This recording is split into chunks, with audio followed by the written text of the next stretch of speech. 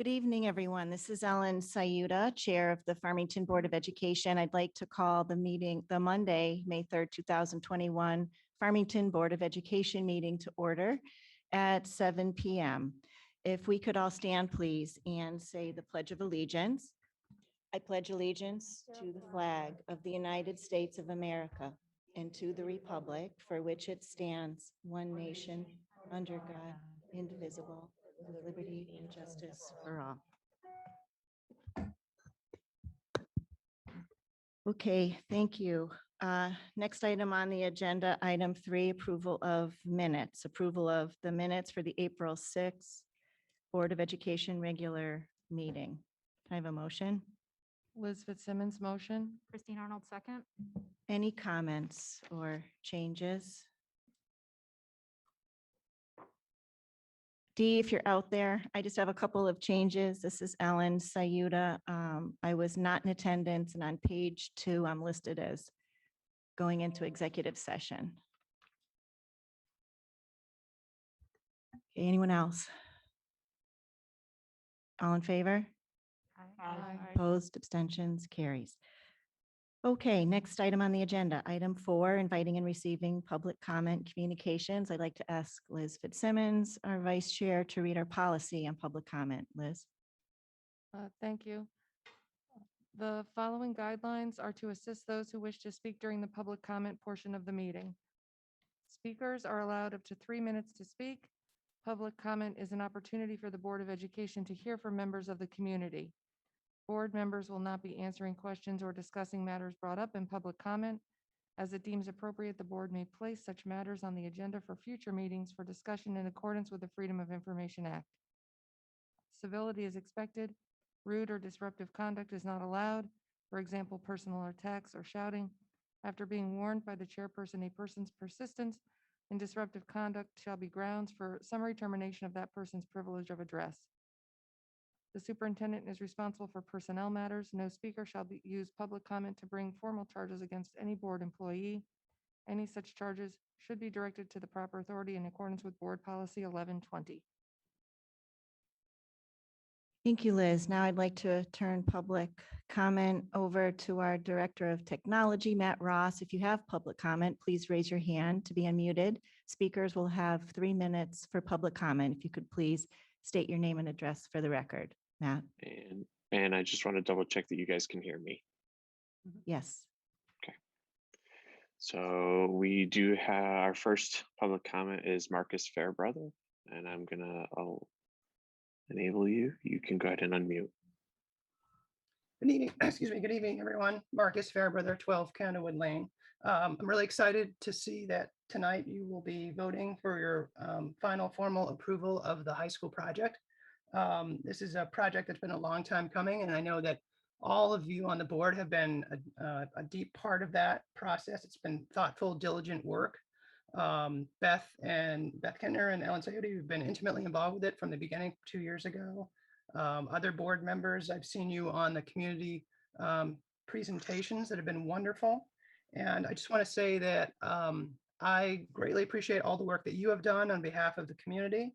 I'm very happy that and thankful that a wonderful proposal has been put forward in the high school to address all of the needs that you identified 2 years ago, and that it plans for the future. I just want to thank you again, and I am looking forward to the vote this evening and also on June 3rd. So remember, everyone, June 3rd is a referendum. Vote yes. Thank you.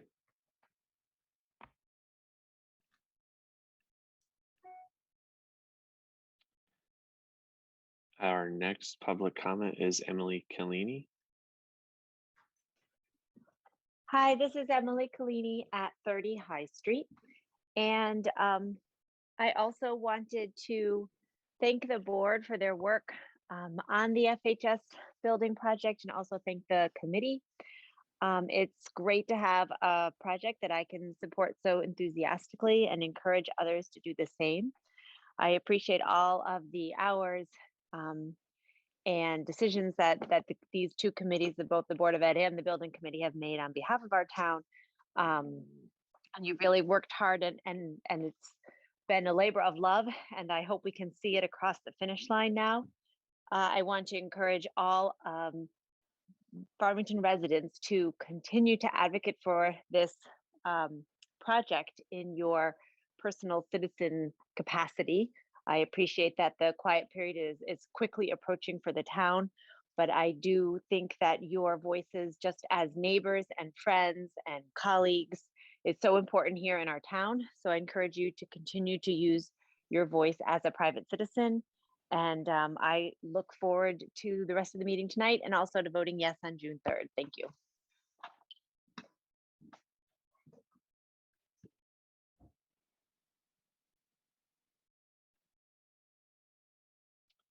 Our next public comment is Samuel Reisner.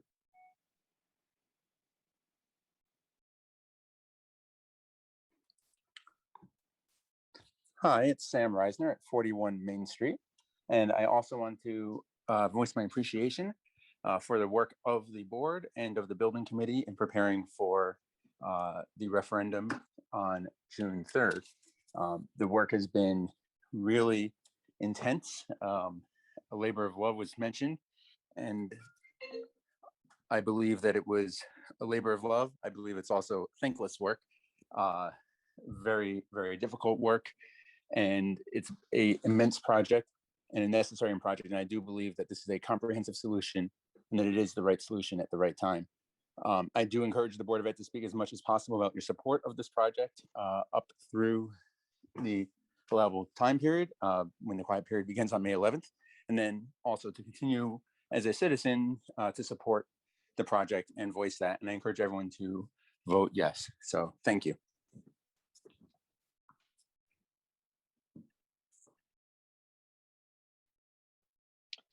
Any other public comment? Please use the raise hand feature.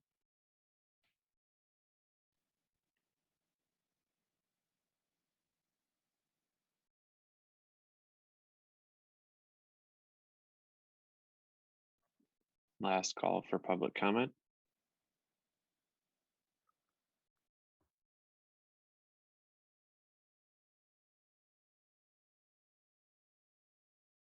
And I see no other hands raised. Thank you, Matt. So we will move on. Before we move on, we have some very special and important and very busy guests tonight. So what I want to do at this time is move 2 items forward in up on our agenda.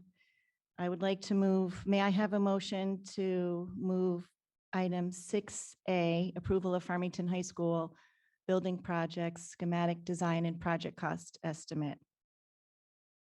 Liz Fitzsimmons, I'd like to make a motion to move item 6A and make it item 5A on the agenda. Christine Arnold, second. All in favor? Aye. Opposed? Abstentions? Carries. Okay. May I have a motion to move item 7A, new business, item A, 25-year recognition to be new item 6A. Liz Fitzsimmons, I'd like to make a motion to move item 7A to make it new item 6A. Christine Arnold, second. All in favor? Aye. Opposed? Abstentions? Carries. Okay, thank you for that. So next item on the agenda will be item 5A. Approval of the Farmington High School building project schematic design and project cost estimate. Before we take a motion, we're going to hear from, we have Megan Guerrera here from the Farmington High School Building Committee, our chair. I want to thank everyone that's here tonight representing the Farmington High School Building Committee.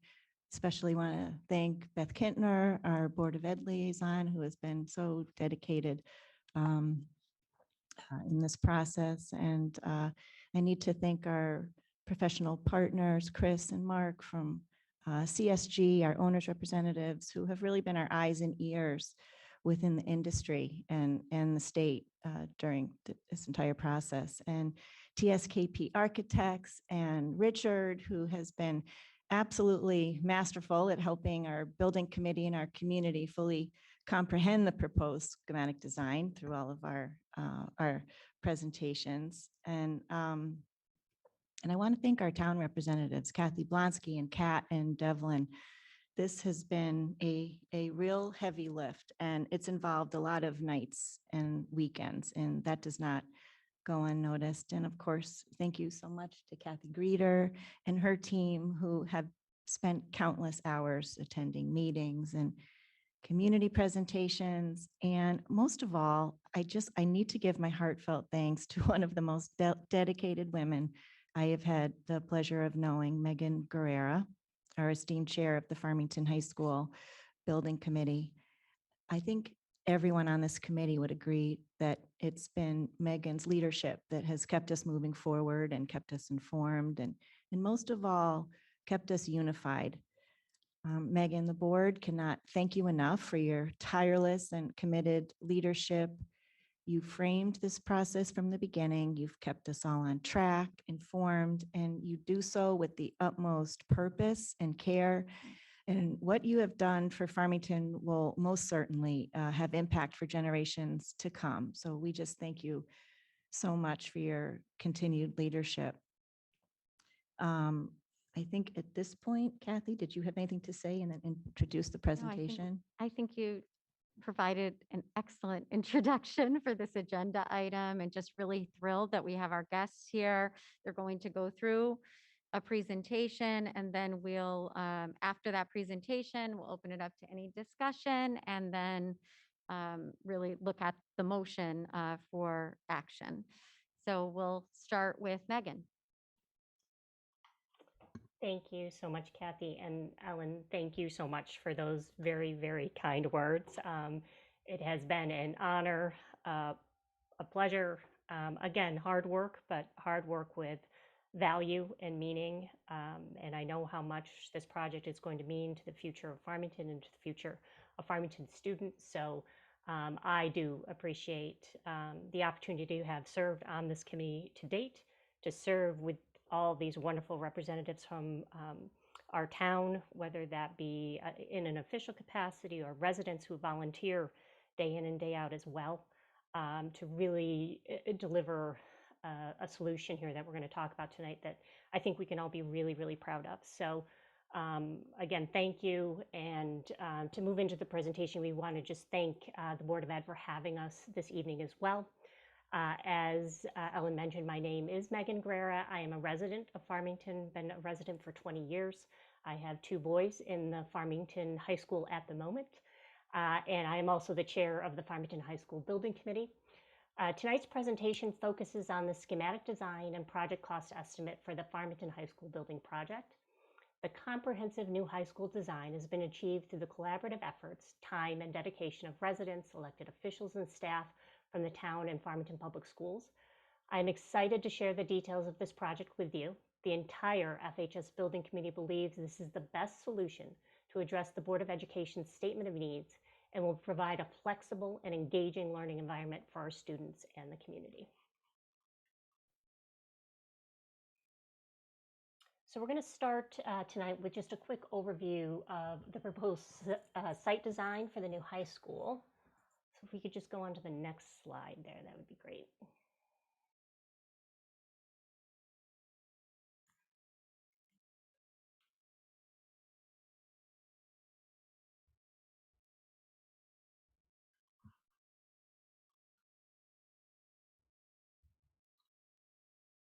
Do I have control? Yes. Is that the slide you wanted, Megan? Yes, that's it. That's exactly it. Yep.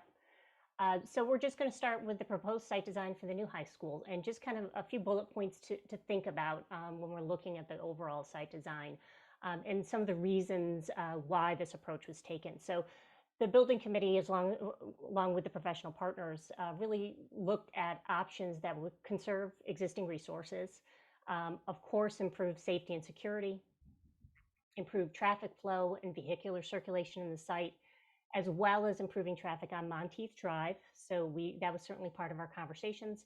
providing additional parking. And because of the location of the new building, and this is something that was very important, not only to the building committee, not only to the Board of Ed, I know, but also to the community at large, was because of the location of the new building and the fact that it is a new facility built adjacent to the existing structure, there will be no disruption to teaching and learning during construction. You're going to hear us talk about that again, but it is a very important point to make that the approach that we've taken here, really focusing on a new high school that is certainly a comprehensive approach to meeting the needs, also meets that very important need of really limitation and having no disruption to teaching and learning during construction. So very important part of our conversation, I think very important to the community as well. So we'll go right on to the next slide.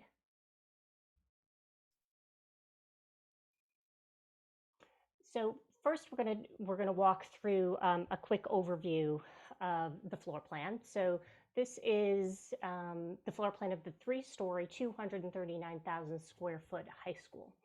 This slide shows the first floor, or ground floor layout. There's a dedicated and secure main entrance with administrative offices adjacent to the main entrance. These are represented in purple in the slide that's in front of you. The assembly space, stage, auditorium is represented in orange. Next to that is the cafeteria in yellow, with the kitchen area in gold color. The athletics and PE spaces, main gym, auxiliary gym, and locker rooms are in green. There's also a separate public after-hours entrance, which faces the 900 wing and the football field. On the other side of the building, closer to the abutting neighborhoods, are classrooms represented in red.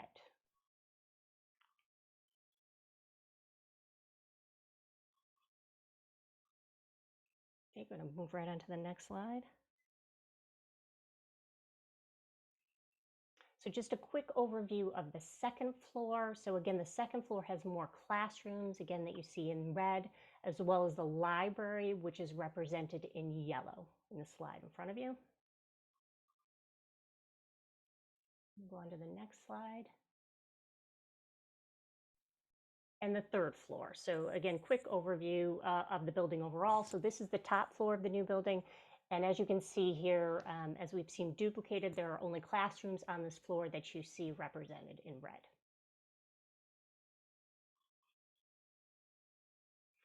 So this slide shows the renovated 900 wing. So this will house the Farmington Public Schools central office, indicated in blue, and the locker room areas to the left in green. It is important to note that the Board of Education clearly defines a solution to address the overcrowded town hall office space in the statement of needs for this project. The existing 900 wing, which was built in 2003, is not only perfectly located, but provides the appropriate amount of square footage to adequately meet the needs of both fieldhouse facilities and critical central office requirements. So on to the next slide. So just a quick overview there, but what we'd like to do now is play a video presentation for you. It's just a brief video that provides a side-by-side comparison of the current high school and the new high school. You're going to learn a little bit more about the solution within this video as well.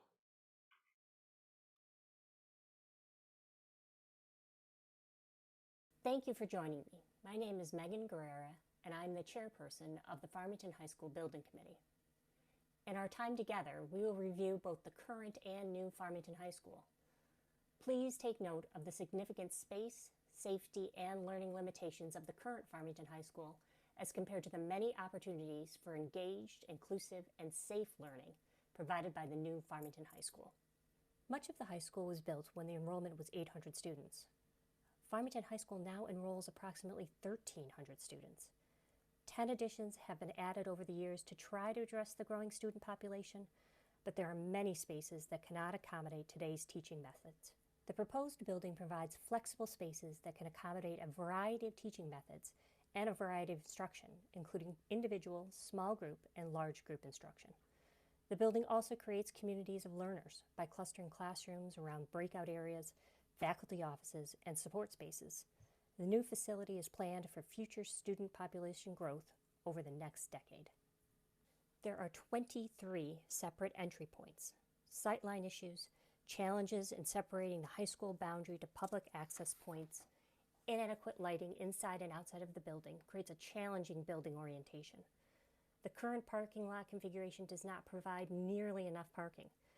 Clear walking pathways present safety concerns and do not meet current standards for school safety. The entrance will be obvious to visitors arriving at the new FHS. The single main entrance is centrally located at the convergence of car, bus, and pedestrian approaches. A wide pedestrian-safe walkway leads directly to the front door. The school office is located immediately adjacent to the front door with a clear view of visitors approaching the buildings. During a 4-minute passing period, sometimes close to 1,000 students move through our hallway intersections. This creates crowded movement and not much time for students to get to their classes. The new FHS provides generous circulation paths filled with natural light from above.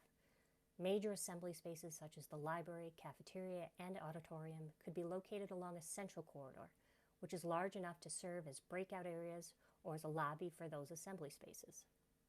The overcrowding we face at Farmington High School is experienced daily in our basic classrooms. They are occupied every period of the day, making it difficult to hold planning meetings, meet with small groups of students, or host special programs. The classrooms have ongoing problems, including a range of temperature fluctuations as a result of no air conditioning, ongoing leaks, and aging equipment. The remote second floor of the original 1928 building currently houses the Art and World Language departments. These classrooms are small, cramped, hot in the warm weather months, and cold in the winter. There is very little storage. In process, a completed student artwork clutters the classrooms and hallways. These spaces are only handicap accessible via the outdated and many times non-operating elevator. There are a number of students taking business classes who intend to pursue business programs in their post-secondary education. Unfortunately, there is only one business classroom. Due to this limitation, we cannot keep up with the increasing enrollment and interest in advanced technology and business studies. Technology is at the center of 21st century teaching and learning, yet our entire data center is in a former classroom. The space is too small for the equipment and for staff to support all of our technology needs. Loud and distracting dehumidifiers are present in most of our math classrooms because of a moisture problem in this part of the building. This creates a challenging learning environment for teachers and students. The new FHS provides natural light in classrooms and other learning spaces. This photograph shows how light shelves along the windows can direct daylight upward and across the ceiling, making the classrooms very bright. The school includes movable furniture and technology for multiple learning formats, offering individual and small group configurations and greater flexibility in the scheduling of classrooms for different departments. Teacher workstations could be located elsewhere in shared collaborative spaces. The lack of space we face at the high school is evident in the amphitheater. It was originally designed for special events and meetings, but must now be used every period of the day for classes and study halls. The new FHS provides large instructional spaces that are fully accessible and that offer excellent visibility of instructional walls, adjustable lighting, proper acoustical treatment, and new audiovisual equipment. Newer technology can be incorporated within the spaces to support distance learning and collaborative instruction from multiple remote locations. Our current music room is an example of the challenges that growing enrollment can place on a program. This space is too small for the number of students who attend music classes. Students often have to practice in hallways and stairwells. There is also insufficient storage for instruments and other equipment. Most importantly, it is not ADA compliant or accessible for our disabled students. The new FHS provides rooms that can support large and small group assemblies for music practice, with the appropriate acoustic separation from adjacent spaces and with acoustical treatment within the rooms. The music room in the photograph is designed with a flat floor in order to maximize flexibility, and the movable tiered seating can be reconfigured as needs change. The room has windows for natural lighting and sound absorptive and reflective wall panels to optimize acoustics. Due to a lack of teaching space, the science labs must also function as classrooms and workspaces. There is insufficient storage for scientific chemicals and equipment, which can create a safety issue for our students and teachers. We are very careful when working with them, but are still limited due to the dated space. The new FHS provides bench-centered learning stations with good sight lines to the demonstration table.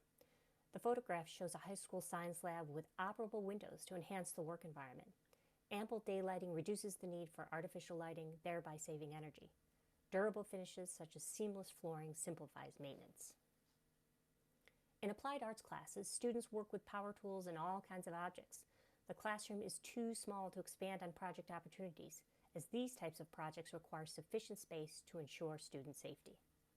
The new FHS provides clean, safe, and organized workspaces with adequate storage facilities for materials and tools. Shop infrastructure should include acoustic separation of spaces, sensible distribution of utilities, and ample ventilation with dust filtration. For safety reasons, power equipment should be spaced appropriately and have proper safety features with emergency disconnects. There is no access to the second-level library for disabled students. The current library is not compliant with ADA standards. There is just not enough space for growth and student use. The new FHS provides a very visible, centrally located library with space for a variety of activities, such as individual study, small group discussion, and project work. Movable furniture can offer opportunities for rearranging spaces to accommodate evening meetings and presentations. The auditorium at Farmington High School, like many of our larger spaces, is inadequate to serve the needs of our community. A high school auditorium should accommodate at least half of the student population. Ours currently holds less than 1/3. Additionally, the space is not ADA compliant. This arrangement is problematic for large crowds, as entering and exiting the rows is difficult and distracting. Finally, poor acoustics and insufficient lighting for student productions hinders the capabilities for educational and community programming. A properly functioning high school auditorium provides a fully accessible space that serves the needs of the entire community as well as the students. It should act as a general place of assembly for everyone, as well as a learning environment for students, particularly those active in dramatic and musical events as performers, or as technicians in activities such as set building, staging, and media controlling. For that reason, features such as catwalks for stage lighting are designed with student safety in mind. Our cafeteria cannot accommodate the size of our current student body.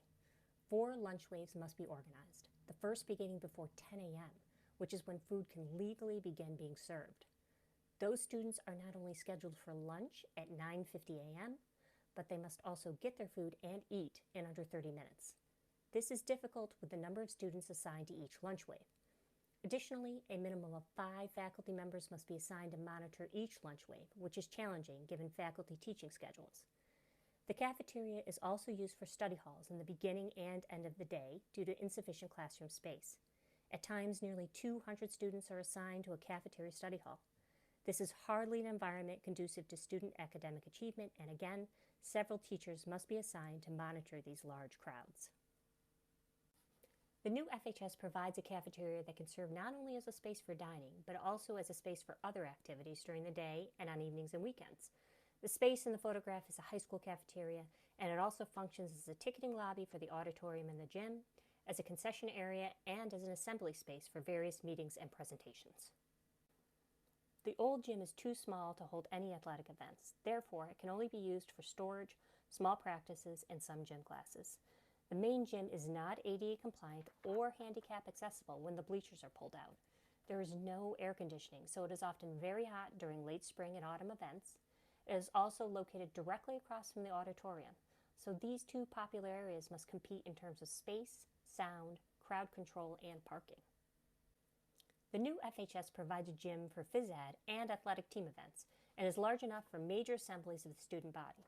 The high school gym in the photograph features a roof with a sawtooth configuration that allows daylight to enter into the gym, creating a pleasant, uplifting space. This gym is divisible by an overhead gym curtain and contains retractable seating on both sides. The high school currently lacks adequate breakout spaces for collaborative class activities. As a result, students must sit on the hallway floors when doing group work. This is not an ideal learning environment. The new FHS provides ample opportunity for breakout spaces adjacent to teacher work areas and near classroom clusters. Breakout spaces that are comfortable and attractive can offer greater opportunity for spontaneous discussion, group activities, and interdisciplinary teamwork. Highly visible areas such as the one shown in this photograph can be flexible gathering spaces between classrooms, and they can be the focal point of a smaller learning community. The location of the administrative offices in the existing facility is problematic. School administration does not have a direct view of the visitors approaching the building. In fact, the front office is located deep within the footprint of the existing building, quite far from the front door. Faculty offices are inadequate, and they are placed in various remote locations in the existing building. This does not encourage cross-disciplinary collaboration among teachers, and it makes interdepartmental planning very difficult. The new FHS administrative offices will be located in the main entrance of the building. This provides maximum views of people entering the building for security purposes.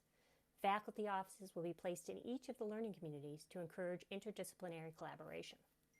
The existing building has been renovated and enlarged so many times that its infrastructure is poorly arranged, with multiple heating and cooling systems of various vintages, a bewildering distribution of wiring for electricity, and a confusing maze of piping for plumbing and drainage. This makes maintenance difficult and costly. Many components are outdated and replacement parts are no longer made. Most of the existing building is only 1 story in height, resulting in many roofs of different ages, with many joints between those roofs. The result is an existing facility that has reoccurring failures in its infrastructure. The new FHS is planned to minimize its roof area and its exterior wall area. The design uses energy-efficient walls and windows to reduce heat loss in the winter and heat gain in the summer. Walls will have more insulation and less infiltration, and new maintenance-free windows will improve security and energy efficiency. The new mechanical, electrical, and plumbing systems will be arranged to maximize efficiency and simplify maintenance.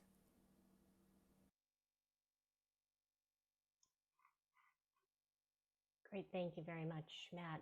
We're actually going to move right on in our presentation to a discussion on the estimated project cost. So the estimated project cost is approximately $135.6 million. The Town Council set a net municipal project maximum of $110 million for the project, and the FHS Building Committee is committed to delivering a project below the net municipal project maximum. This will be offset by reimbursement from the state of Connecticut, estimated at approximately $26.3 million. So we're going to dive a little bit deeper into the budget numbers and do a line-by-line review. The following slide shows a brief overview of project costs broken down into columns from left to right with descriptions, original costs, and adjusted costs. The original costs were estimated in February of 2020 using independent cost estimators in accordance with the Building Committee's charge. The adjusted cost followed in May after the Town Council charged the Building Committee with sharpening their pencil to fall within a targeted net town share between $105 million and $110 million. The Building Committee approved the amended cost estimate for the project, which is indicated in orange, at their March 10, 2021 meeting. Beginning with the first 2 rows, these categories are costs required to complete the project but fall outside the direct construction costs. On the first line, we have the architectural and engineering fees at $300,000 for the 900 wing and $5.3 million for the new building, totaling $5.6 million. These fees include all the work required to design and engineer the building, including certified consultants in specialized fields such as IT, commercial kitchens, and food services and universal design. The next row incorporates all the professional fees at $2.9 million, broken out into $100,000 for the 900 wing and $2.8 million for the new building. These fees are also unrelated to direct construction costs and include such items as project management, testing and inspections required throughout the project, legal fees, insurances, and bonding costs. The third row indicates all the direct labor, material, and equipment costs related to the construction of the site, the new building, and the cost to dismantle the existing buildings. The original cost estimate was $120.6 million. After adjustments were made to the scope of work, the final direct construction cost came in at $5.1 million for the 900 wing and $110.4 million for the new building, totaling $115.5 million. We've received a number of questions regarding the cost of building materials, and I think now is a time for us to expand on that a little bit more. On the advice of professional cost estimators, the estimate for FHS does take that escalation rate into account. And while the cost of materials has recently increased for some construction components, especially in the residential sector, actual bids on public school projects recently have been trending downward, probably because major construction companies have been pursuing work so aggressively. This downward trend on public school projects may be temporary, so the Building Committee has not reduced the recommended escalation rate in the estimate for FHS. With no funds included on the alternate lines, the next row includes the costs allocated for all the interior and exterior furniture, program equipment, audiovisual equipment, as well as any other technology-related items required to equip the school. The original estimate was adjusted from $5.6 million to $5.1 million, $200,000 for the 900 wing and $4.9 million for the new building. The next row indicates dollars reserved for any possible unforeseen costs that may materialize during construction.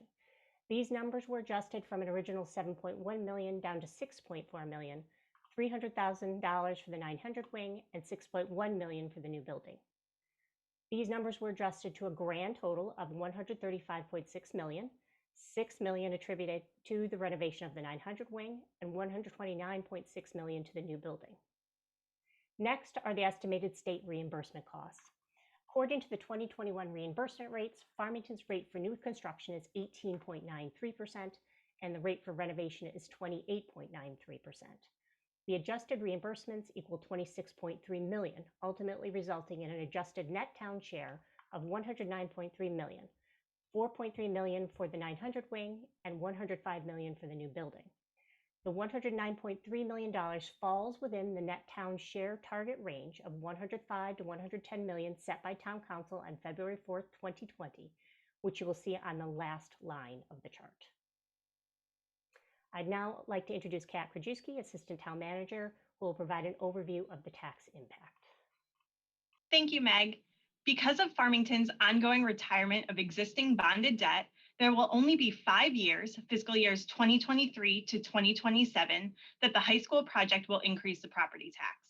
For example, the impact on a homeowner with an average assessed value of $226,777 is estimated to be $466 in total over those 5 years, averaging $93 per year or under $8 per month. In the remaining years of the bonds, there is no incremental increases to taxes due to the high school debt issues, as the required debt service is absorbed by the retirement of old debt. Remember that assessment is 70% of the market value of your house, so a house assessed at $226,777 has a market value of approximately $324,000. I'll turn it back over to Meg to review the estimated project timeline. Thank you very much, Kat. We're going to walk through this as well just to get a better understanding of the overall timeline moving forward. So on the slide we have in front of us, the first line shows the proposed date for Town Council approval of this project on May 11th, 2021. At this time, the Town Council will send the project to referendum. Once the referendum is set, election laws prohibit municipalities from using taxpayer dollars to advocate for the approval of a referendum question. We do mention that in each one of our presentations as we do talk about a quiet period, as it's commonly called, and you will see a change in the level of communication from town specific resources, and it has to do with these election laws and the prohibition of dollars being sent on advocacy for the project. So you'll hear a lot of people talk about that, so we just want to make sure we mention that as part of the timeline. The next line shows the tentative referendum date for June 3rd of this year. This proposed date for Farmington voters to cast their ballot towards the proposed new high school. Prior to referendum, we will be preparing the state grant application for submission no later than June 30th of 2021. The application holds our spot with the Office of School Construction Grants for state-funded reimbursements. Immediately following the approval of the referendum, the design team will start work on the final construction documents. This process typically takes a year to complete, which would bring our progress into the summer of 2022. Next, the construction firms will be engaged through a formal bidding process, and construction would commence in September, following the start of the year of 2022. There will be no disruption to teaching and learning during construction, as we mentioned previously. There will be a fenced-off section that will be clearly marked that separates the current high school from the building site. Students can expect to start their 2024 school year in the new building following a 2-year construction period. The renovation of the 900 wing would begin in the summer of 2024, along with the demolition of the remaining buildings, leaving remaining site work and relocated athletic fields to be completed by the summer of 2025. So right on to the next slide. So we, of course, want to just mention, we encourage everyone to visit the officially sanctioned factual website, fhsbuildingproject.org. There's tons of information out there, updates, presentation recordings. So if you haven't had an opportunity to view or attend one of the many, many presentations the building committee has given for the community, you could certainly do that right on our website and access those recordings at any time. If you have questions regarding the project, you can find us on Facebook, Twitter, and Instagram as well as you can submit a form right on the homepage of our website, a contact form. That information goes directly to the building committee, and we will certainly do our best to respond back to you in a timely manner and get you the information you're requesting. So at this point, we would again like to thank the Board of Education very much for their continued engagement and support of this project. And at this time, we are happy to answer any questions you may have. Thank you so much, Megan.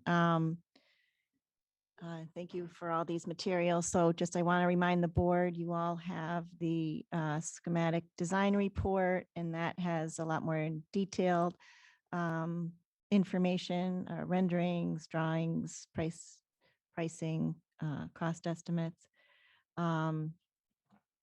Yeah, I'm sure everyone's had a chance to hopefully familiarize yourself with the website, be it presentations, but I just want to give another last opportunity for any board members if they had any questions or comments.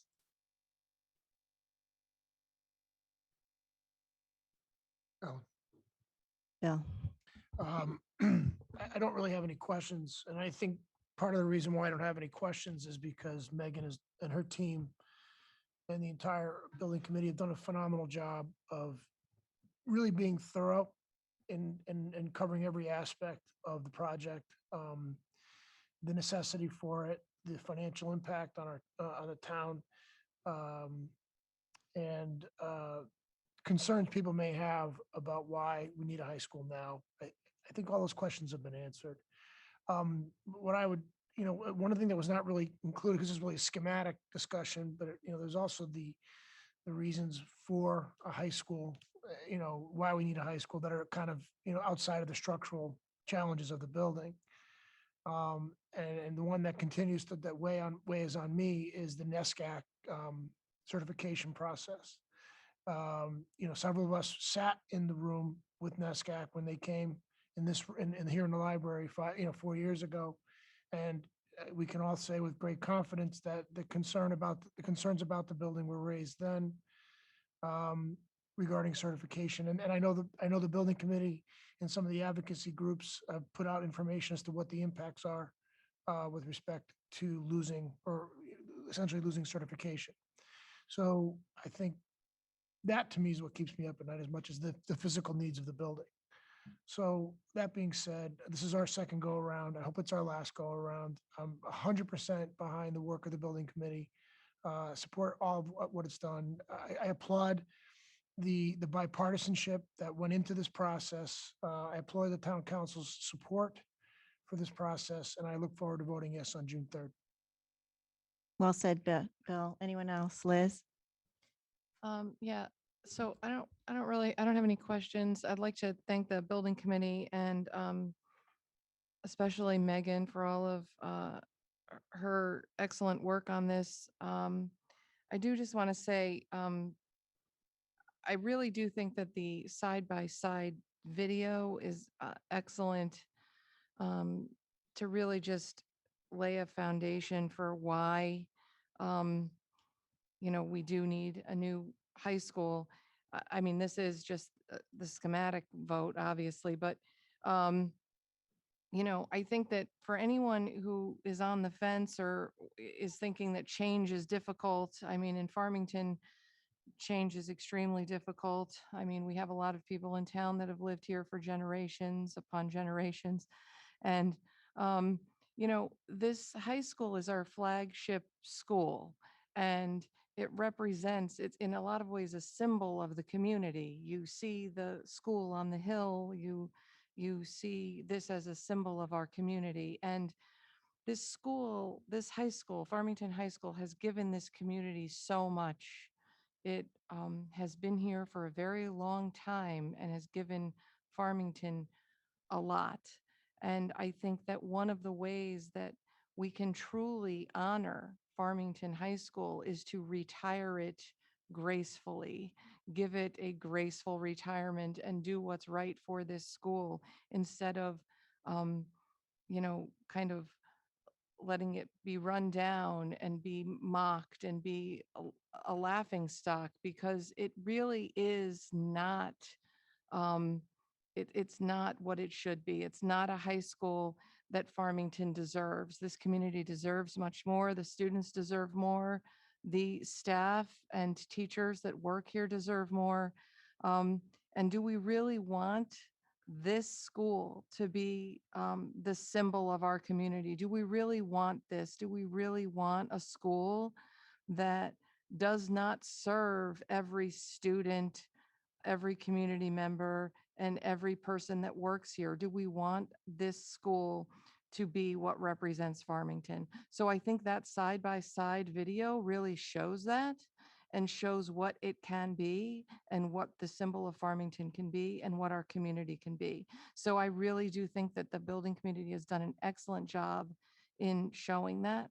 And for that, I am very thankful. And I hope the community watches it and everyone goes out and who feels that way and feels that this high school represents the community and is our flagship school, votes yes on June 3rd, because we deserve better. Thank you. Thank you, Liz. Anyone else? Beth? Thank you, Ellen. I would feel remiss if I didn't just chime in here, having been involved for a considerable amount of time on this project. I think that thanks to Meg's leadership and all the dedicated members of the building committee and the board and the town council, we have a tremendous project that shows a lot of consideration for students and teachers, but also the taxpayers, and also weighs the benefit and the cost benefit for our community. And this building can be a true gathering place for community events, activities, education and arts, not just for our high school students, but for our adult residents as well, and our younger residents.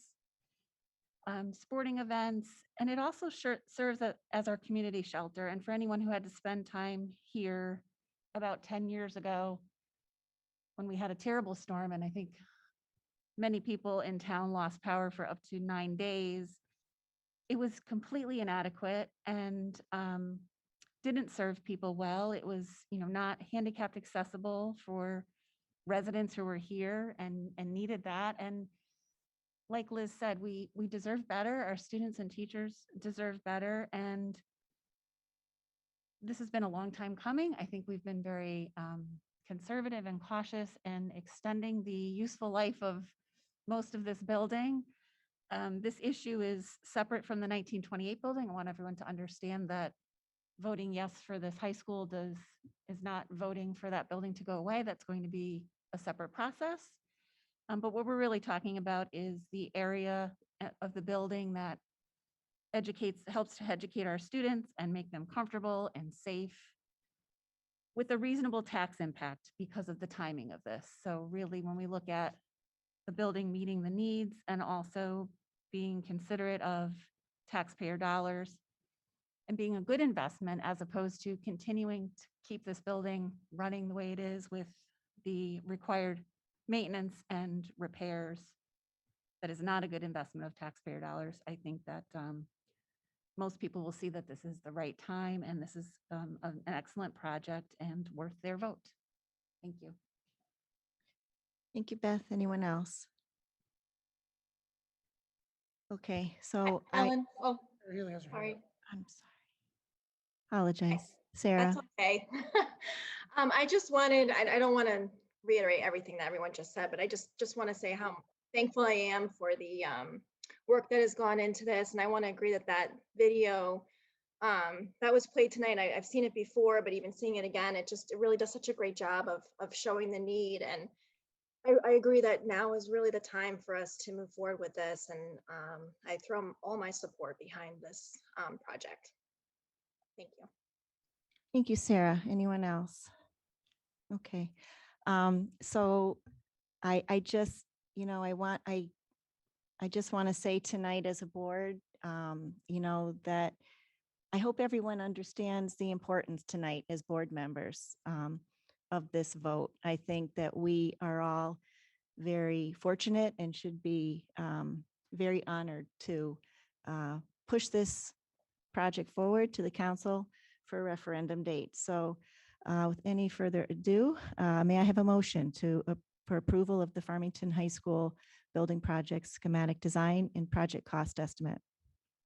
Liz Fitzsimmons, I'd like to make a motion to approve the schematic drawings and project cost estimate as presented for Farmington High School building project as recommended by the Farmington High School Building Committee. May I have a unanimous second? Everyone okay with the unanimous second? Any opposition to that? Okay, all in favor? Aye. Aye. Opposed? Abstentions? Carries. Thank you all. Very exciting. Congratulations, Megan. Thank you. Thank you again. We appreciate the support, the questions, the engagement. And you know, we can't wait. We can't wait for the next step in the process. So thank you very much. We're with you. Okay, moving on to next item on the agenda, item 6A. New business, our 25-year recognition. I will hand it over to Superintendent of Schools, Kathy Greeter. Thank you, Ellen. As everyone knows, we usually recognize our 25-year honorees at a separate recognition ceremony. Given COVID restrictions, we are integrating this recognition into this board meeting. In Farmington, this is a unique tradition and a symbol of the Board of Education's care and support of our teachers and faculty.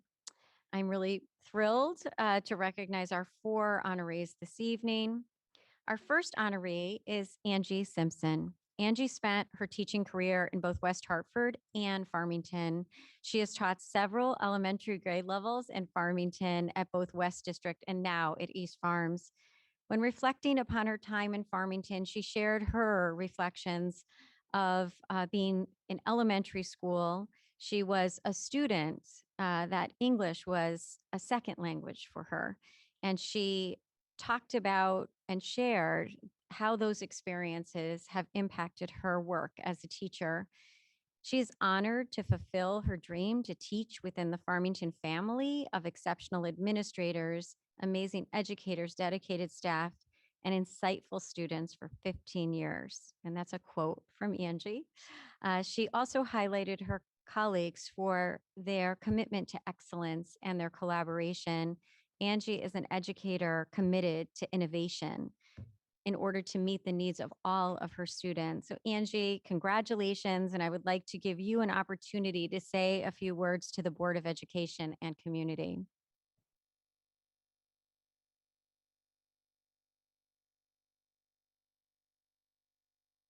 So Matt's going to unmute you. Angie, you should be all set. You're unmuted. Or you're permitted to unmute.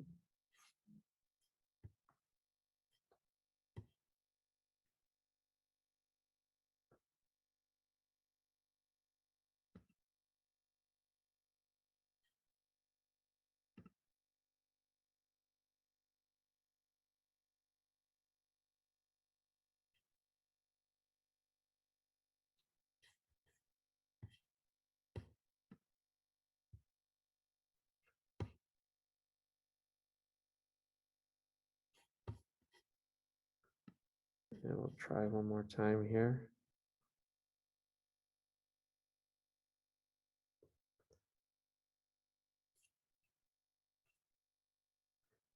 Kathy, if you want to go to the next person, I'll work with Angie. Sure, we'll come back and- to Yep, Angie. we'll come back to Angie. Okay. Our next honoree is Kristen Morris. Kristen is a proud Union School teacher. She is currently a reading interventionist, but she also served as a kindergarten and first grade teacher.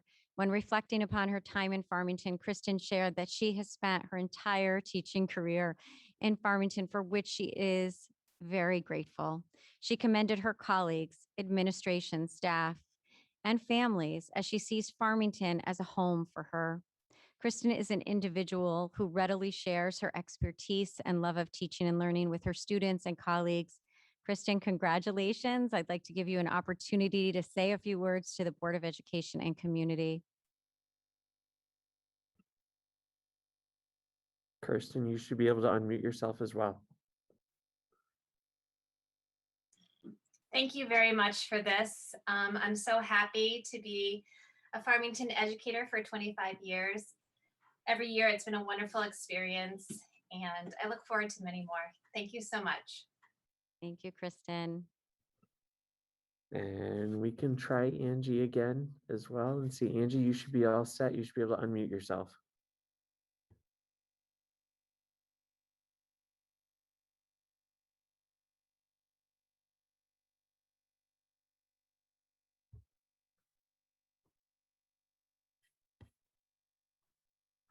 Oh, we seem to still be having a few issues here.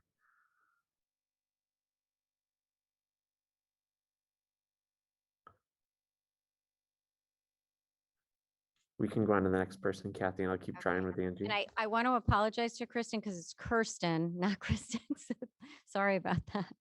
Our next honoree is Joanna Morgan. Joanna has been a teacher in East Haven and Farmington over the last 25 years. She's currently a 6th grade teacher at Westwoods. When reflecting upon her time in Farmington, she stated she always felt honored to be working in Farmington. She was part of the grand opening of Westwoods Upper Elementary School, and she remembers the excitement and celebratory feeling of opening the school back in 2002. She also commended her colleagues and students for inspiring her. Joanna is a deeply dedicated educator and a champion for all students. Joanna, congratulations, and I'll give you an opportunity to say a few words to the Board of Education and community. We don't have Joanna present at this point. Okay.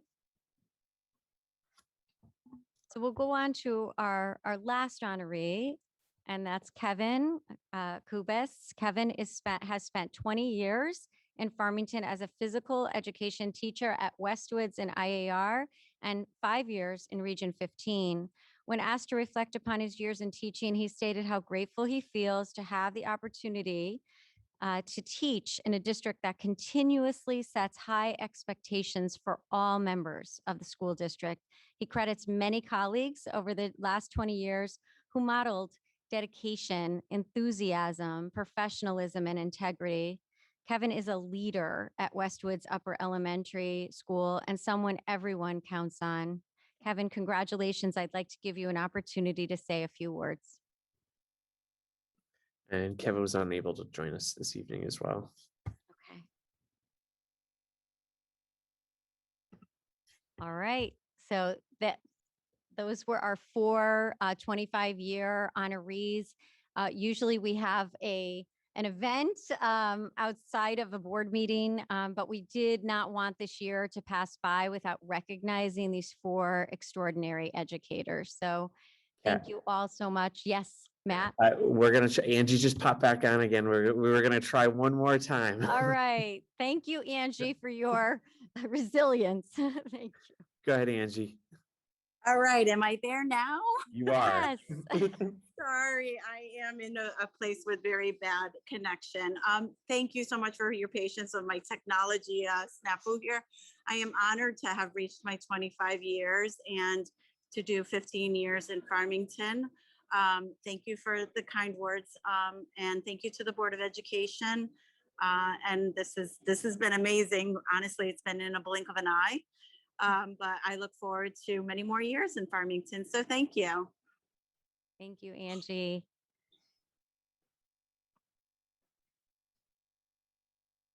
All set. Okay. Thank you, Kathy, and congratulations, Angie, and hi, Kirsten. It's Ellen. I wish we could be together. As Kathy was saying, it really is a wonderful event, our 25-year recognition dinner, but I hope tonight suffices. And I just, I want to just thank all of our 25-year teacher award recipients and acknowledge that this has, out of your 25 years, this year probably most likely has been one of the most difficult years you've ever seen. And we just want to acknowledge that. And we know you had to change everything you knew about teaching and caring for your students. And at the same time, your value is so appreciated because you step up as mentors for your colleagues and showing them how we survive here in Farmington, and we did it. So we just thank you so much for your stable and your calm influence in our schools and for our students and your longevity and your very powerful influence. And we thank you so much. Thanks for being here. Okay, so at this time, we will move on to item 7, consideration of superintendent's report. Item A, COVID-19 update or teacher appreciation. Yeah, so it's our COVID update, but I couldn't let this go by without recognizing that this is Teacher Appreciation Week. So I do want to take a moment to recognize our outstanding teachers and faculty as we commence Teacher Appreciation Week this year. As in all school years, we have experienced the strength, talent, and unwavering commitment of Farmington teachers and faculty. And although we collectively experienced a very challenging year, Farmington, through the dedication of our teachers, faculty, and staff, remained open throughout the school year to serve the students of Farmington.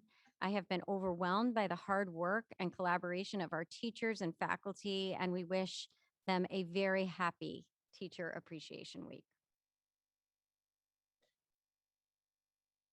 Thank you, Kathy. This is Ellen Sayuda, and I just want to piggyback and extend my most heartfelt thanks to our teachers as they are celebrated this week. And on behalf of the board, I hope you know that we celebrate you all the time, and our teachers and our faculty. As a board, teachers are consistently on our minds as we navigate decisions at this board table, and we could not be more proud of our teachers and our faculty, especially again during these challenging and very unconventional times. But you really are, we understand you're on the front lines for our students and making a difference in their lives every day, helping them to learn, to be their best and to feel safe. And we just can't thank you enough or show you enough appreciation. You're all exceptional. We couldn't do it without you. And we're so proud and grateful how you lift up our district and our students. And we wish you continued energy and patience as we move forward to our new normal and back to normal. So thank you so much.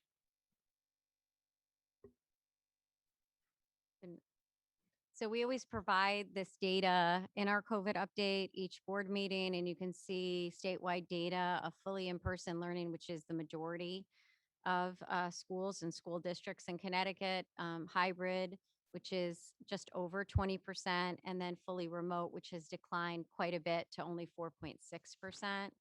On the next slide, you get a sense of where we are when it comes to cohort C. As you know, K-12, we're fully in person with an option for remote learning through cohort C, and we've declined about 2% overall since our last board meeting when it comes to cohort C, and you just see those percentages across the board. About 25% of our students are remote and remain remote at this time. On the next slide, we're at about a 12.9 case rate per 100,000 population over the last 14-day period. And, that is looking much better than what we saw, earlier this year. So we're holding pretty steady at this case rate and in a similar range right now. So also we just wanted to give a really quick update. I know Scott Hurwitz is remote and we'll speak a little bit about graduation, but we are working with the Farmington Valley Health District to organize and plan all promotions and our graduation ceremony. Mask wearing and social distancing will still be in place at the time of these events, and we will be focused on outside promotions and graduation so that we really do need some flexibility due to weather events because we can't go inside for these events. So Scott, do you want to say a few words about graduation? Sure, I'd be happy to do so, Kathy.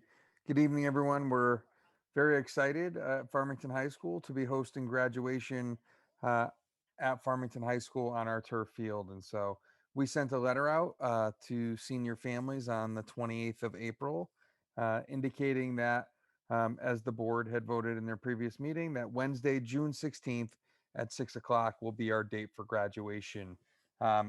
We're planning on a very sunny and beautiful day for graduation. We do have a rain date as the 17th of June. And then we also indicated to families that they should hold the entire day on Wednesday, June 16th.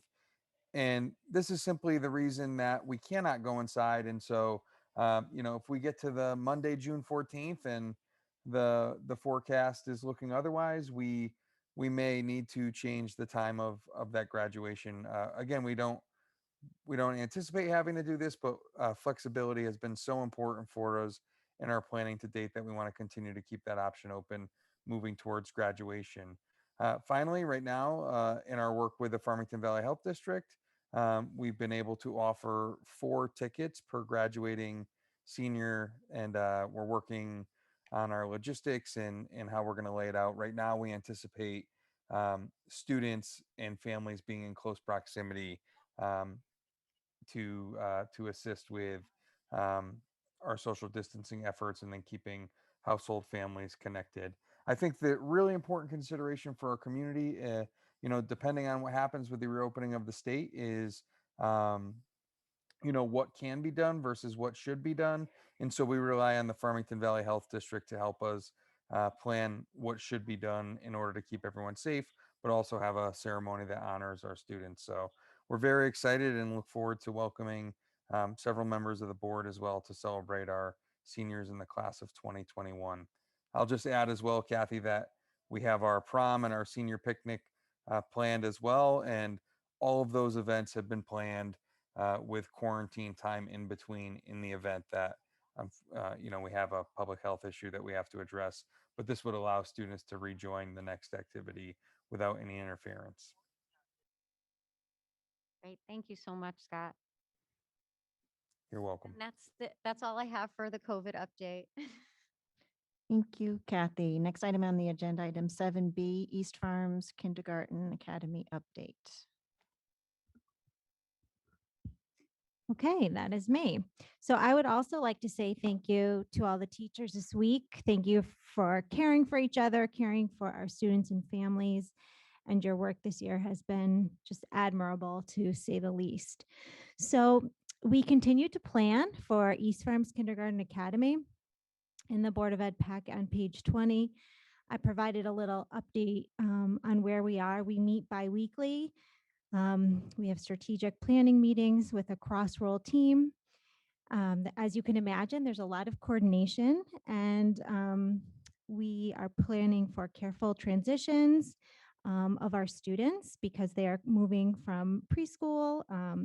Some are just registering for the first time, and we want to make sure that all students' needs are being met and that those transitions are carefully planned, just as we would normally do, but in particular between the two schools. We are also spending some time planning for arrival and dismissal. That is certainly something we heard from parents and we know is very important. So we're working with M&J, our bus provider, along with Excel, our morning and after care program, and also with the FPD, and thinking about traffic flow patterns and how we can make that work the best we can at Noah Wallace School. And then just the coordination, the actual coordination of the transition between buildings. We are working with our teachers and with Sam Kilpatrick, our Director of Facilities, to plan and coordinate for those moves across district. So that's where we are. And we've been a productive bunch, and those meetings, we never run out of things to talk about. And we feel confident that we will be very well prepared for the opening of school. If there's any questions? Thank you, Alicia. Sure. Okay, moving on. Next item on the agenda, item 7C, elementary enrollment study update. Okay, so kind of working in parallel with our East Farms Kindergarten Academy was really one of our short-term solutions to our enrollment. And we also have a long-term enrollment study that we're working on. So our cross-roll, we have a committee that just started last week last Thursday. It's 12 members, and that includes town members, teachers, administrators, Board of Ed members, district administrators, and parents and families as well. And so the objectives of our first meetings, if we could go to the next slide, please, were just to introduce the community members. Who are we? What brings us together? Establish the purpose of our work. And that's really important so that the committee realizes what their charge is, as well as providing context where we are, establishing norms, and generating criteria for evaluating any potential options. So really the first meeting was to introduce those concepts. We haven't agreed upon them yet. So we presented potential criteria, took feedback from the group and added to that. In our next meeting, we'll be deciding on the criteria that we'll use to evaluate options. And we had a review of some of the data with CREC because they are outside consultants, but in our opening meeting, it became apparent that this committee has a lofty charge. And so we're going to likely need to extend our timeline beyond what we originally put forth. So we need to spend more time unpacking the data, which will take, because we all are coming with different lenses. We've been looking at this for a while as a board and as district administrators, but not all members of the group have. We also need to understand the history of previous enrollment studies and redistricting in our district, as well as I said previously, allow for our criteria to be generated to ensure that we have measures to weigh our solutions. And then in addition, COVID has had a significant impact on enrollment, which you all know. So we want to ensure that we are using the most accurate, up-to-date projections we can when we're making these decisions. And really October 1 would help us with that in the fall. So this is important work, and we are so appreciative of those who are serving on this committee. And I will be sure to continue to update you as we progress through this process. Any questions for Alicia? So this really is the purpose of our work, to understand the enrollment concerns through examining data, to look at them from our different perspectives that the members bring to the committee, and then ultimately to offer potential recommendations to you, the Board of Education, which hopefully will be sometime maybe next fall or early winter. You all set, Alicia? Yes, Okay, I am. Thank you. Any questions for Alicia? Okay, thank you. More to come. Yes. And I want to thank Bill and Sylvie Yes. for serving on that committee. Thank you. Thank you both. Okay, next item on the agenda, item 7D, profile and performance report. I believe this is Veronica Ruzick.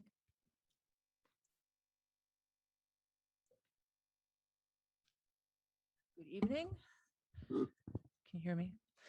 So each year we present this data to you, and it's something that goes on EdSite, which is the state website that collects and houses all this data for many, many years. And we put it on our own website in order to communicate out the information that's on here. And so I really wanted to just come today in case there were any questions about it. Normally you'll hear from me every year many times with different kinds of data and stats, especially as regards to our achievement data. But of course, and there's many little red marks on here that shows that due to COVID-19, a lot of the data for this year will be, well, last year really will be missing. So anyway, I just wanted to point that out. The report itself is really divided up into several sections. So first there's like student data, then it goes into educator data, then instruction and resources, which is really expenditures. And then it goes into the performance and accountability measures that they use, they put in these reports. The nice thing about it, so I'll just tell you a little bit about how it's useful, is that it really warehouses all this information over many, many years. So you can go back 10 years, you can go back 5 years and sort of see a history of how things are comparing and changing. The other thing is, because they're trying to standardize all these measures, you can also do comparisons with other towns. So if you're interested in how another district maybe compares, you can take a look at that and pull up the reports you want to see. Generally, I really only discuss the district-wide report, but each school has its own report as well, including, and I'll just point this out just so you know, including per pupil expenditures per school, which is new. They've never done that before.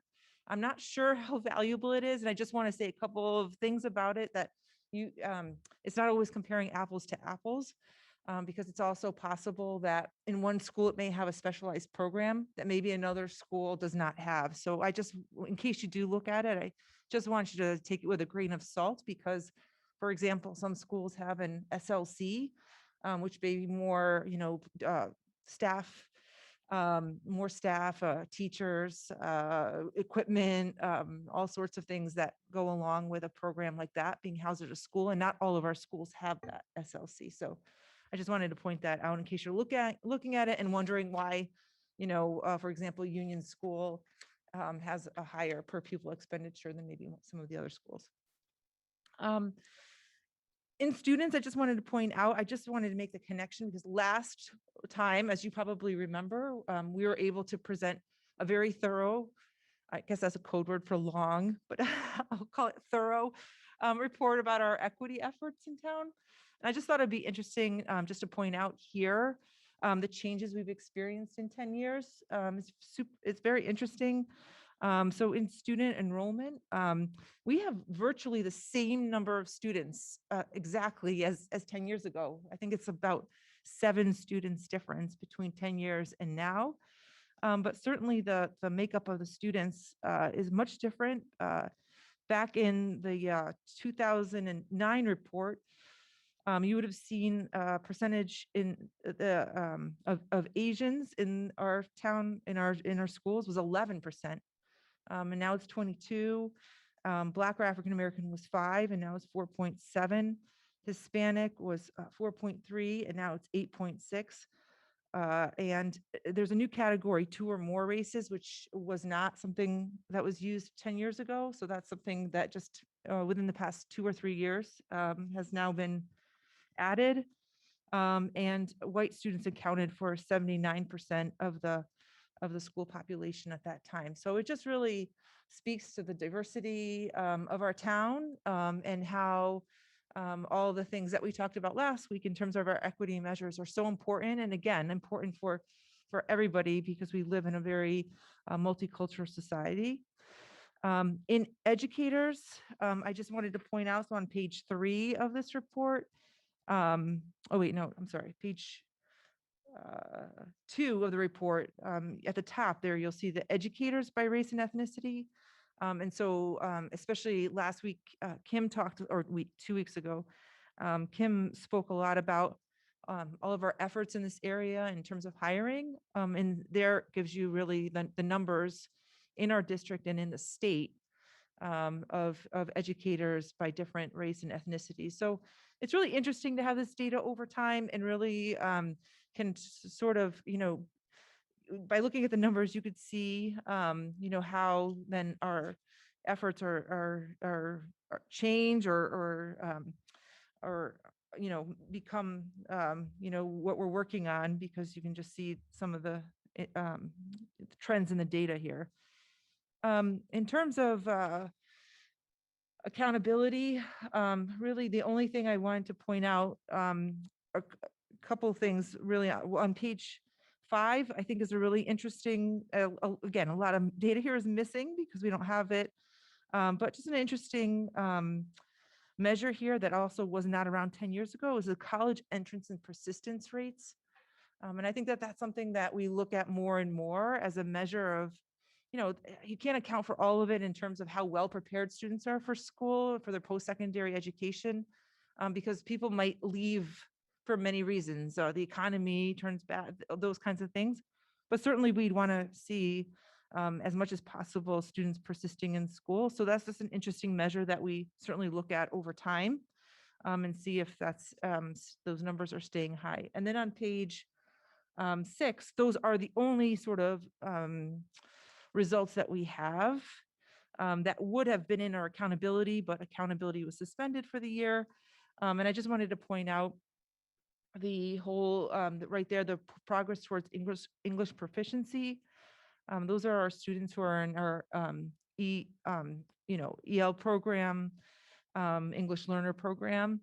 And just last year, their index rate was in the 50s, and it jumped up to mid 70s, high 70s in terms of their performance on a test called the Lost Links. So I just wanted to point out, because that is a test that we were able to administer last year, and our students did quite well on that. And we just finished that testing now. I do want to point out that we're in the middle of our Smarter Balance testing right now. And so the state has, we're continuing with the testing, doing the best that we can. Most of our students in town have come in to take it, even if they're, I know Kathy showed the percentage of remote learners, but many students have come in for that testing. And I just wanted to point out that even we will have, some scores and data, but I did want to point out that we're seeing it as sort of their baseline numbers and part of a whole package. We've done lots of formal and informal assessing. So I just want to assure you that that's just one measure that we'll, take a look at, but certainly no student would be penalized for how they did on that. And it's, like I said, when we triangulate data, it's one measure, but I just wanted to let you know that we're using it more as, information and feedback for us on how we're doing. But we have lots of other really positive data on how our students are doing this year, despite all the challenges that obviously we've talked about. But really a lot of really good news in the report. But like I said, not really a lot in terms of the performance and accountability numbers this year. So if you had any questions, I'd be interested to know what they are. I can't promise this like such a treasure trove of information. I might not have the answer, but if there were things that you're interested in, at least I'd get a flavor for what kinds of things you'd be interested in learning more about maybe.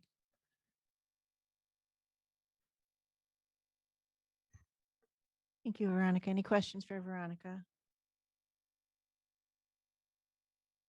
It's a big report. There's a lot of information. So I know.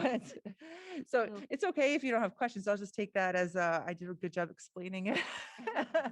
But it really is like, I think there's a lot of times when you have questions about, during budget time or things like that. So it's a good reminder once a year to come and just say, don't forget, there is a lot of this data. And if, and the other thing I would say that we do look at that data. And so when we see, compared to other, and I was saying that, we have now the data of other towns. So if we see something that's like sort of not adding up, or we're wondering, how did they do that? It only costs this much for this or something like that.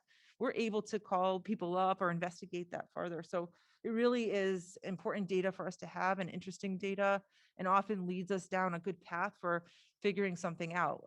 You could think about that in terms of, chronic absenteeism, or, when you want to have more students to participate in college and career readiness courses, access to the arts. You can use this to look at which schools or districts are doing well with that, and start to collaborate with those districts. So I have multiple examples of times when we've used it in exactly that way. So again, I was going to say it's a good resource into board it's a members. good It might resource. So be like I said, once a very- year, and it is a state, it is a state mandate that it be on our website and that it gets presented to the board. But I think it is a good reminder, just so that you know that, once a year you kind of say, oh yeah, all that's out there in case I need it as well. So Thank you, Veronica. thank you. All right, so we'll move on. Next item on the agenda, item 7E, professional appointments, resignations, and retirements. So we have one appointment, and that's our West District Principal, Carolyn Fink. We also have 4 resignations and 1 leave of absence for this report. Thank you, Kathy. Next item on the agenda, item 7E, engage learning. So this is the time of year where there's a lot of recognitions going on. So I just encourage our community to read through our engaged learning updates. There really are countless recognitions and highlights from the areas of art, science, music, social emotional learning, and equity. And this comes from all of our schools. Really exciting work that's occurring K-12. Thank you, Kathy. Next item on the agenda, 8A, budget impact, budget update. Did I get everything? Hold on. Yep. I think- Yeah. Okay, Alicia. so I have a little good news to share. We've talked a lot about the cafeteria and the effects of COVID, just operations and also participation. So our claims were up significantly in March. We claimed almost $50,000 more from the previous month of February. So you can see the impact of the high school coming back and how that has positively affected our cafeteria sales. So that was great news. Also great news, our SR2 application has been approved. That was quite a process and a collaboration, but we're happy to have that in, as well as we received the remaining coronavirus relief fund, so the CRF. Recently, we had 2 unexpected purchases at FHS. We had to purchase a kitchen steamer for our cafeteria, which was approximately $24,000, as well as a landing mat for track and field that was damaged and unsanitary and unsafe, which was about $14,000. So both of these were health and safety items that you will see in our equipment lines in our April financials. Excel submitted to the Connecticut State Department of Education for an after-school grant for next year to enhance a program at Westwoods as well as at IAR. And we are exploring additional grant opportunities to expand summer programming offered in a collaboration between our enrichment academies at Farmington Continuing Ed and our arts program. And then also there are additional grants for school security that we are looking at too. So lots of grant opportunities. We've been busy. Any questions about? Thanks, Alicia. Again, any questions? Oh, Liz. So I think I read somewhere or heard somewhere that the free lunch program is continuing all next year. Is that right? So that's a good question. Often those come first from the feds, and then we find out from the state how that those programs will be facilitated in our schools. So we have heard that. We haven't gotten complete like the complete go ahead, I would say, from the Connecticut State Department. We are actually still waiting to see if that extends through the summer so that we could offer that as a part of our summer school programming and our Excel care programming. So more to come. I will definitely keep you posted, but yes, that has been put out there. All right, thank you. Okay, everyone all set? Okay, great. Moving on, item 8B, review and consideration of 2020, 2021 policy updates. So you all saw these at our last board meeting. Again, this is a second reading. Anybody have any questions or comments? We're voting on these as a group. Yeah, Substantive, non-substantive, and technical, everything. Okay. Okay, Liz, would you read the motion? Yes, Liz Fitzsimmons, I'd like to make a motion for a second reading to approve the 2020, 2021 technical, non-substantive changes and substantive revisions deemed necessary to existing board policies listed below for a second reading. Christine Arnold, second. All in favor? Aye. Opposed? Abstentions carries. Okay, thank you. All right, moving on, item 9, consideration of Assistant Superintendent of Finance and Operations report. Okay, so we're back in March. So March financials, you'll see a change in the teacher salaries, and that reflects the unpaid leaves of absences that we've previously discussed. The substitute line reflects the impact of COVID on staffing, so it's almost the result of some of the leaves of absences, both unpaid and paid. Other areas of impact as a result of COVID-19 are not news to you. The unemployment, custodial supplies, and health and safety supplies. Tuition and consultation are also over budget with unanticipated and evolving special education needs. Recently, we've had some additional activity in transportation that you'll see next month as a result of FHS spring sports and a small after-school program, as well as some specialized transportation needs with more students returning to in-person learning. Okay, any questions for Alicia? Okay, Liz, can you read the motion, please? Yep. Liz Fitzsimmons, I'd like to make a motion to approve the March 2021 financial report as presented. Christine Arnold, second. All in favor? Aye. Opposed? Aye. Abstentions? Carries. Okay, thank you. Next item on the agenda, item 10, none. Agenda item 11, report of board chair.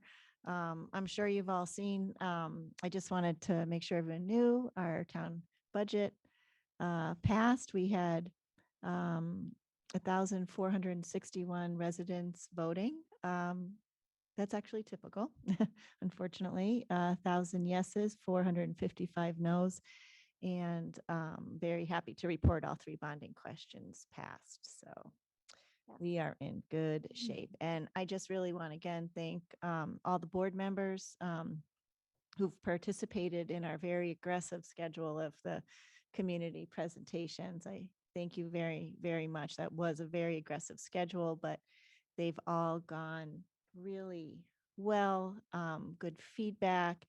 And if you didn't see a lot of attendees, there have been a lot of views on social media and people viewing it. So they are making an impact. So thank you very much for assisting with that. And if I could have a motion to adjourn. Motion, Liz Fitzsimmons motion. Christine Arnold, second. All in favor? Aye. Aye. Opposed? Abstentions? Thank you all. Have a great night.